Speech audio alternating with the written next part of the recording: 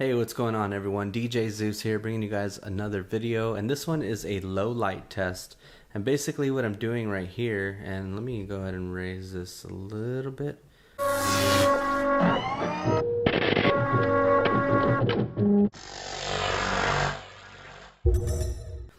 What I'm doing right here is I'm doing a low light test or a comparison between the Rokinon 12mm f2.0 wide angle lens versus the kit lens, which is, and the kit lens that I'm using is the 14 to 42mm f3.5 lens. The setting is going to be exactly the same for both lenses, which is 1/50th shutter speed at 2000 ISO. And the only thing that's going to be different is obviously the aperture on each of the lenses. The lowest aperture, or the widest aperture, that I can do with the 14 to 42mm is an f3.5 versus f2.0 with the Rokinon lens. So we will see if 12mm is what kind of a difference it is as far as wideness goes compared to this 14mm that you're watching right now. And how much brighter it is. So the only light that I have right now are the lights on the mixer, the lights on the turntables, my laptop right here in front of me, and then the light that's on the other side of this wall from inside the kitchen. So let's go ahead and throw the Rokinon lens on and see what kind of a difference that makes. So here we have the Rokinon 12mm f2.0 lens on. Nothing has changed within the camera settings. It's still 1/50th shutter speed at 2000 ISO. Everything is exactly the same. The only thing that's different is the lens and the aperture. So this is at f2.0 right now. So hopefully, and I can actually tell that it does look brighter. I could see more detail in the record turntables as well as the mixer. You can see the laptop a little bit more. And it does look a little bit wider, because if you're looking at this part, I think with the 14mm it cut off about that much. Whoops, about that much. So you are getting that much, little bit extra.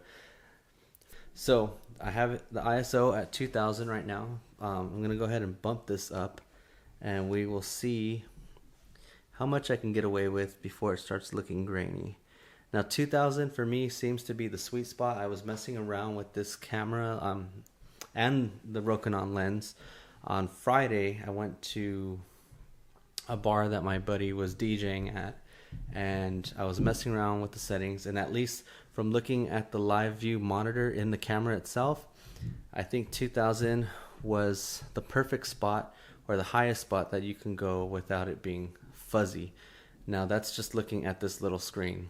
I'm curious to see though how well this lens and this camera performs in higher ISO. So let's go ahead and bump this up and see what the difference looks like.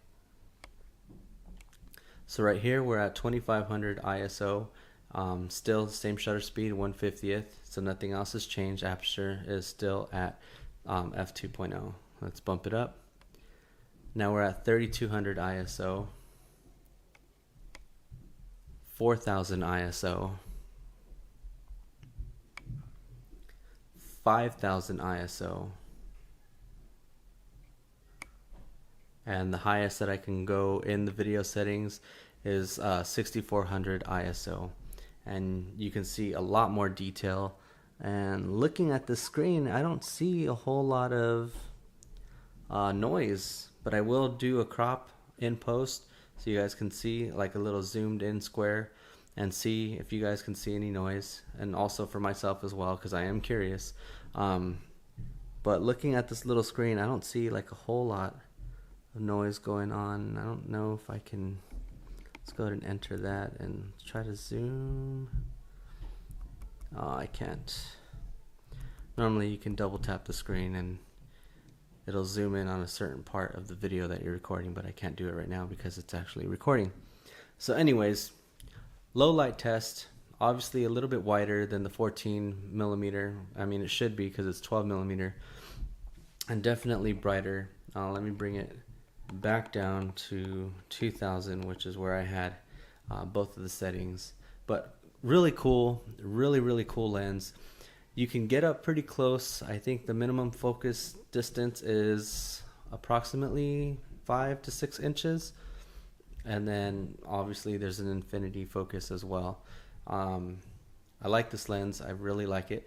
And I will throw up a couple pictures of what a couple of pictures that I took on Friday at the bar, just so you guys can see kind of like the low light situation and how well these pictures were taken.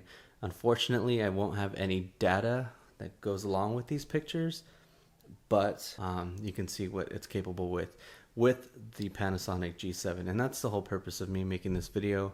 I wanted to let everyone out there in G7 world know that there is a wide angle lens, not necessarily fisheye, but a wide angle with a really high or really low aperture, or wide aperture should I say, that performs well with this camera combo. And if you're looking for like a low light lens, this could be for you. So if you guys found this video helpful or useful in any way, as always, make sure to give me a thumbs up. Click subscribe as well. I have some other videos that I'm going to be doing with this lens. And thank you guys for watching. Until next time, peace.